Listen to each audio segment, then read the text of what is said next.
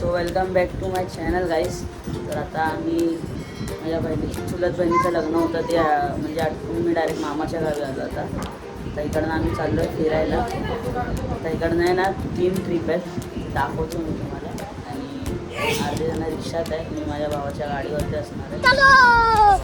तर गाईस आता आम्ही निघालो आहे, माझ्या भावाच्या बाईकवरती आहे आणि एक रिक्षा आहे ती आहे पाठी. मामा पण आहे आणि मावशीची पण एक गाडी आहे. आता बघा पुढचा बघत राहा.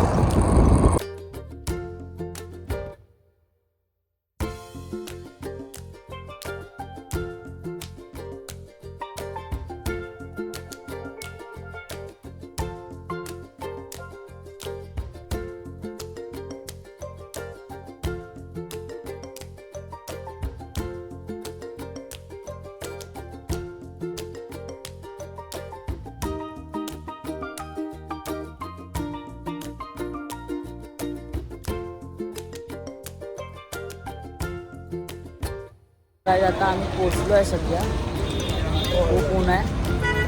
तर पुढचं आता बघा काय, अजून आमची रिक्षा आली नाही. मला बाबा आलं पुढे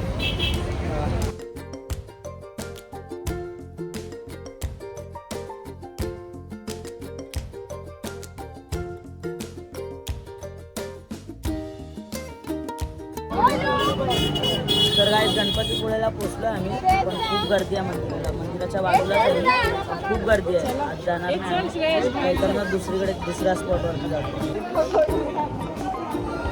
तर काय आता आम्ही जेवायला थांबलो आहे एका हॉटेलमध्ये. 3 वाजले खूप होतं.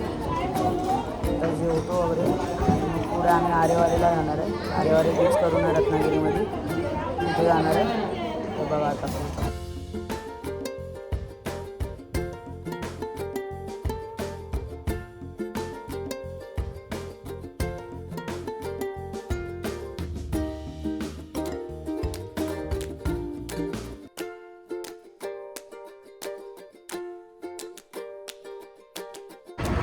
तर काय आता आम्ही आरेवारी बीचला आलो आहे.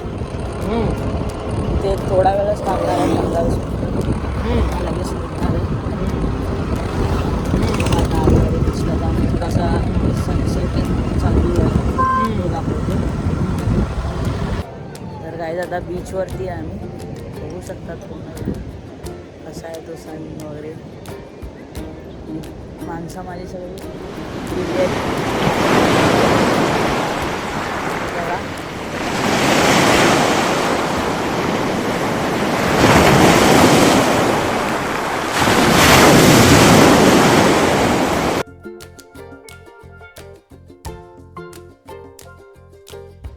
तर गाईज आता हा 3रा स्पॉट आहे प्राचीन कोकण करून. आता तिथे एंट्री मारणार आहे. 50 रुपये पर पर्सन तिकीट आहे. आणि गाईडचे गायडन्स तर त्याचे 50 रुपये वेगळे आहे. तर जाऊ आज बघा तुम्ही.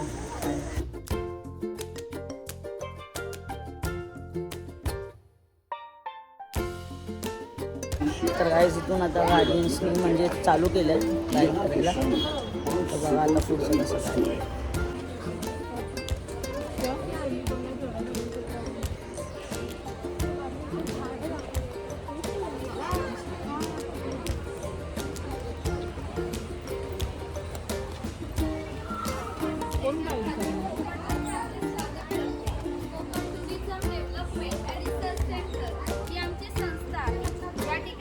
पर्यटनातून रोजगार निर्मिती हा विषय घेऊन काम करत आहोत. आपली संस्कृती ही निसर्गातून फुललेली आहे.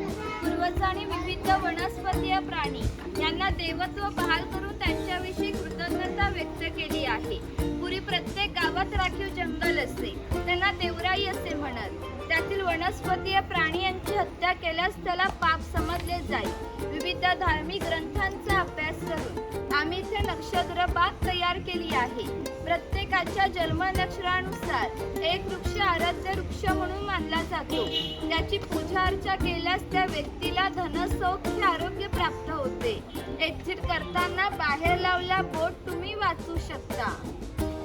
वड पिंपळ यांना पवित्र मानतो, तसेच त्यांना दीर्घायुष्याची प्रतीकही मानली आहे.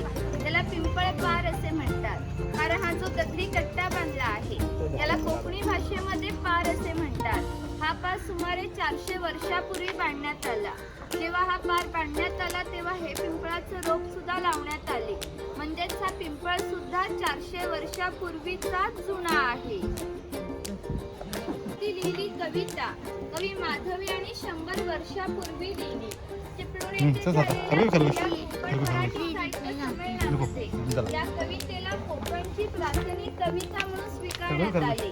या कवितेमध्ये कवींनी कोकणच्या निसर्गाचे सुंदर वर्णन केले आहे. या कवितेमध्ये नंदनवन हा शब्द आला आहे. नंदनवन या शब्दाचा अर्थ स्वर्गातील इंद्राची बाग जितकी सुंदर आहे तितके आमचे कोकणही सुंदर आहे. ही गुहा आहे. गुहा पलीकडे आहे वर्तमान काळ आणि गुहेच्या पलीकडे आहे 500 वर्षापूर्वीचा भूतकाळ. आपण इथून पाहणार आहोत 500 वर्षापूर्वीची कोकणी माणसे कशी राहत होती, त्यांची समाज रचना, ग्रामरचना, खाद्य संस्कृती, परंपरा कशा होत्या. गुहेतून येताना खाली वाकून या.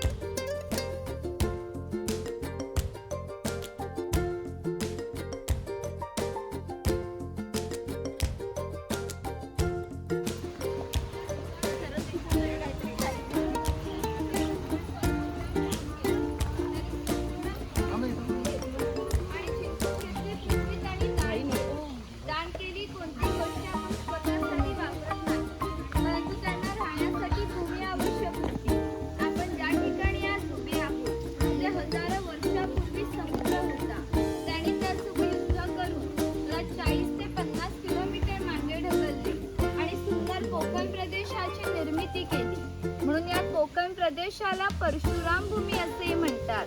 कोकणामध्ये लाल रंगाचा जांभा नावाचा दगड मिळतो. जांभा दगडाचा हा जो पक्का रस्ता बांधला आहे याला कोकणी भाषेमध्ये पाखाडी असे म्हणतात.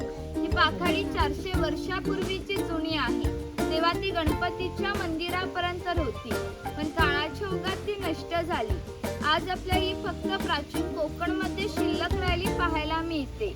पूर्वी अशा सर्वसामान्य पाखाड्या ग्रामदेवतेच्या मंदिराकडे जाण्यासाठी बांधल्या जात असत. आपण सुद्धा या पाखाडीने प्राचीन कोकणमधील ग्रामदेवतेकडे जाणार आहोत. हे ग्रामदेवतेचे मंदिर आहे. पूर्वी धार्मिक संस्था गाव नियंत्रण करत असत. गावातील गावकरी येथे एकत्र येत असत. गावातील 2 व्यक्तींमध्ये भांडण झाल्यास सगळा गाव येथे एकत्र येऊन गावप्रमुख त्यांच्या समोर न्यायदान करत असत.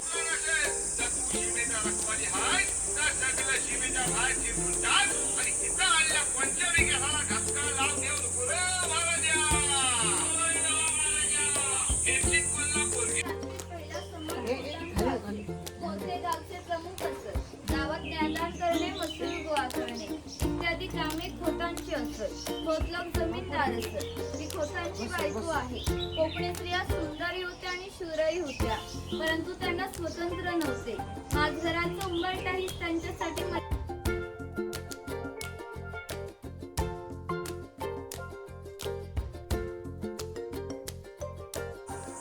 तर गाईज आता इकडे प्राचीन कोकणमध्ये आमचं झालं सगळं. आता याच्यानंतरचा ब्लॉग आता इथेच एंड करतोय. खूप थकलो आहे. भेटूया आता कधी नेक्स्ट ब्लॉगमध्ये. चला बाय बाय.